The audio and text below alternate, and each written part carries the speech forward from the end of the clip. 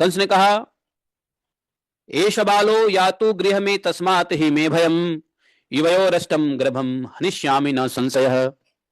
वसुदेव जी, यह बालक आपके साथ ही घर लौट जाए, यह बालक जिंदा रहे, इससे मुझको भय नहीं है, क्योंकि आकाशवाणी के मुताबिक तो आपके द्वारा देवकी के 8वें गर्भ जो होगा उसका मैं वध करूंगा, क्योंकि 8वां पुत्र से हमको भय है, तो मैं क्यों इन बच्चों को मारूं, आप ले जाइए। क्षमा कर दिया। कंस जैसे असुर के हृदय में यदि इस प्रकार की क्षमा भाव आ जाए तो भैया ये कंस जैसे असुर नाश कैसे होगा। फिर तो क्षमा भाव अच्छी बात है, लेकिन असुर क्षमा करने लग जाए तो असुर का मरेगा कैसे फिर।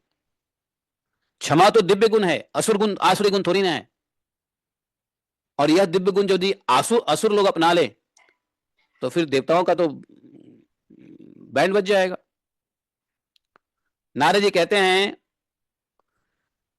कंस के इस प्रकार कहने पे वसुदेव जी आ तो गए, घर लौट तो आए, लेकिन वसुदेव जी ने कंस के इस प्रकार क्षमाशील वचनों को सुनकर के उनको भरोसा नहीं हुआ। वसुदेव जी जानते थे, वसुदेव जी साधु पुरुष थे, उनको पता है साधु जो होता है ना, जो जो जो जो असुर होता है, आसुरी प्रवृत्ति का होता है, वो कितना भी क्षमा करे लेकिन उसके अंदर में जब आसुरी बुद्धि पैदा होता है ना तो सब भूल जाता है, सारी क्षमा उमा सत्य धर्म निष्ठा भूल जाता है, दोबारा से वो मार सकता है। देवकी के साथ देखो, पहले देवकी से कितना प्रेम करता था, मारने के लिए तैयार हो गया, तो क्या पता कि इस जो पुत्र को क्षमा कर रहा है कल उस पुत्र को नहीं मारेगा।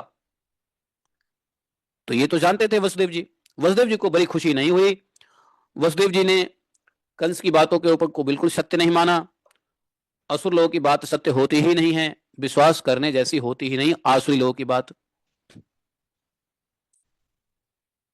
नारद जी कहते हैं, राजन ये सब मैं देख रहा था आकाश में खड़े खड़े, मैं आकाश से नीचे उतरा और मैं कंस के पास गया।